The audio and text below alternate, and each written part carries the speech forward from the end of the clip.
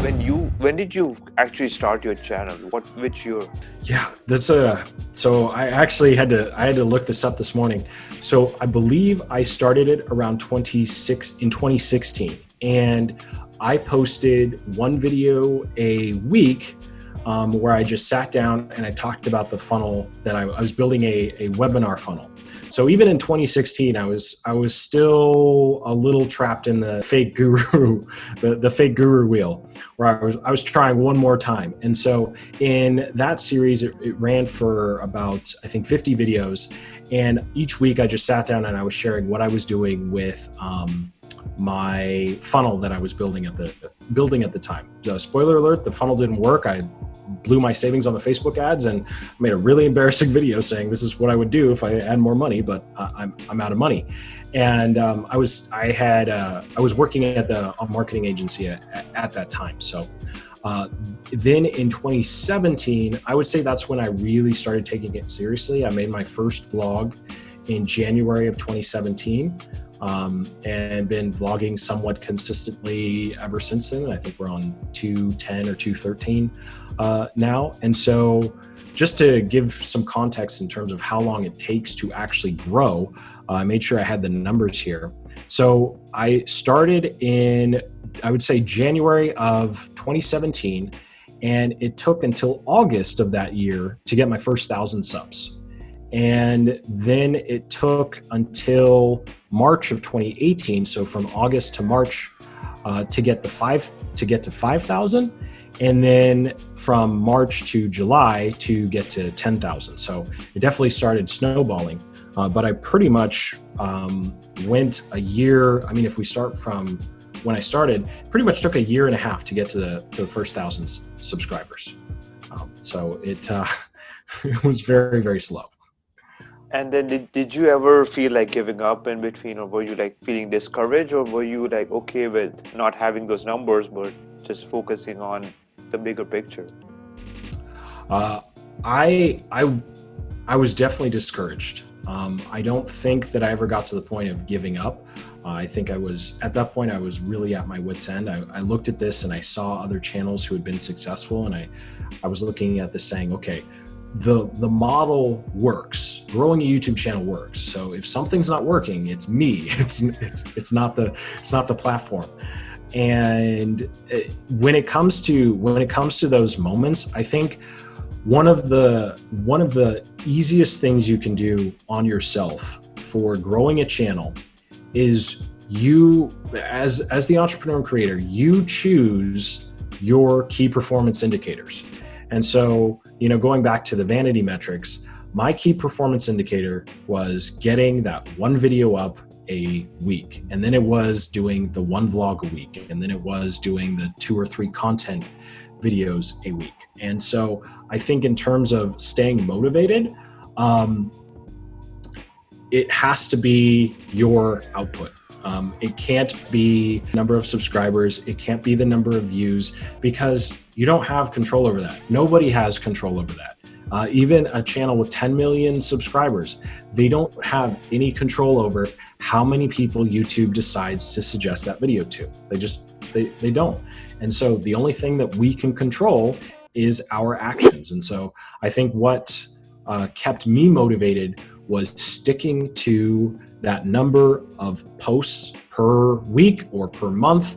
And that was my goal. That was my indicator. There were a lot of late nights. There were a lot of crummy videos.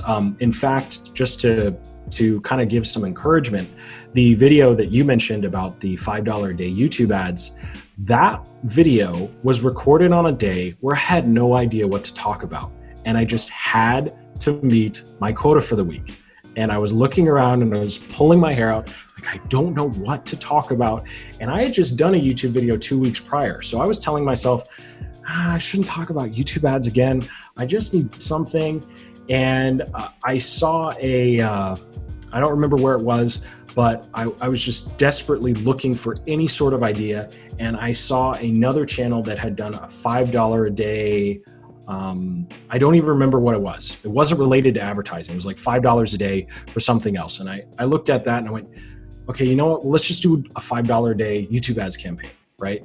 And that's been one of the most successful videos. And the only reason that video was made was because I stuck to the goal of I had to get X number of videos out, no matter how crummy I thought they were, no matter how dumb I thought the idea was.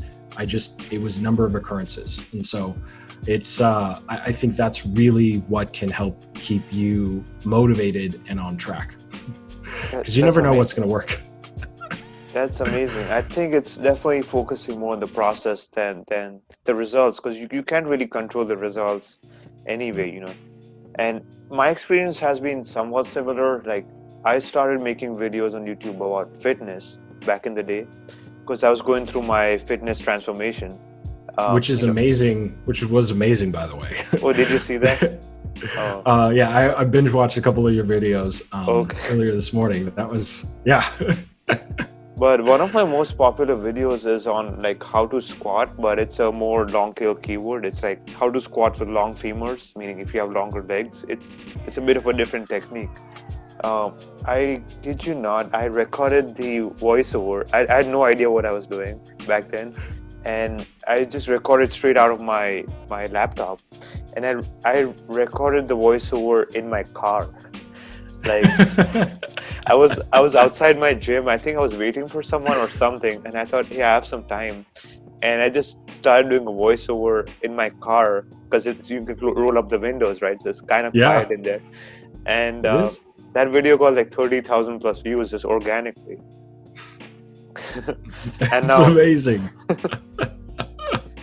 And if I would have procrastinated, and I still struggle with this, if I would have procrastinated and thought, I need to buy a good mic before I can do a voiceover, then I would have never put out that video. And that kind of reminds me of this book called The War of Art. I don't know if you've read it. The War of Art. I have not read that one. Okay. It's by this author. It's not The Art of War, it's The War of Art. It's a play on words. But it's by this author named Steven Pressfield. And it's amazing. It's designed for anyone who is on a creative pursuit, whether you're an artist or musician or entrepreneur. Whenever the book talks about the concept of resistance, which is whenever you try to do something or work towards your goals, you're going to be faced with your own resistance. That's going to tell you otherwise. And every day you go, it's a war. You go battle against your own self. But if you can consistently overcome your own resistance and, like you said, focus on the process, that is a form of overcoming resistance. Then that's the way you do it. So I'm so glad you gave that example. So sounds like a great book. Yeah, I haven't read it, but yeah, I would absolutely agree with that. Yeah, it's a very short read. I would recommend anyone to read it. It's very short, very easy to read. Do you read books, by the way, or are you more of a experimental kind of guy? I used to read a lot, and I don't say this out of arrogance, but it got to the point where I felt like the books started to repeat themselves. And so for me, I try to, instead of going for a number of books, I try to find one that is really important or someone, recommends to me, and then take a really deep dive. And so right now, I think I've only read 3 books this year, but I read each one of them twice. And then I went through and took really copious notes, kind of outlining, so I make sure that I really digest the book. And I think for me, that's been much more helpful in terms of learning, because I think something that I used to do is, it's just kind of like burning through courses where I just read a book and then, okay, next one. And it's like, well, what about the application? And so looking for this year, I've been really focused on productivity style books and really applying what I've been learning. So I've read The One Thing again. I think I've probably read that book at least 5 times now, but that's been my favorite one by far. So The One Thing by Gary Keller and Jay Papasan, then Deep Work by Cal Newport. I also read Simon Sinek's new book, the guy who wrote Start With Why. I didn't enjoy that one as much. I only read that one once. And then right now I'm reading Psycho-Cybernetics, and I do not remember who the author is because I'm reading that. Yes. Yeah. So I'm reading that one right now. And then I have an Audible subscription, so sometimes I'll just quickly listen to books. I listen to David Asprey's book, Headstrong. It's you're familiar with keto, so it's essentially applying keto principles to make your brain work better and faster throughout the day. So I think reading books is really good, but I think you have to get to a point where you need to find the ones that make the most impact for you and then reread them and then take notes and then actually start applying what you've learned and tracking your progress, just like you wouldn't just read a book about working out and then go to the next workout book. You would read the book and then go try the workouts and see how they work and track your progress. And I think you need to approach reading in the same way. Absolutely. I think Gary Vee calls it like, you can't read about doing push-ups, you gotta do the yeah. No, it's true though. I've been in that camp. It comes out of fear. We're afraid of failing, so we're stuck in this loop of just learning, and never actually doing it. But we all know that if you want to build muscle, you gotta put in the reps. It's the same philosophy. You gotta lift the weights, get stronger, get better over time. Absolutely, so true.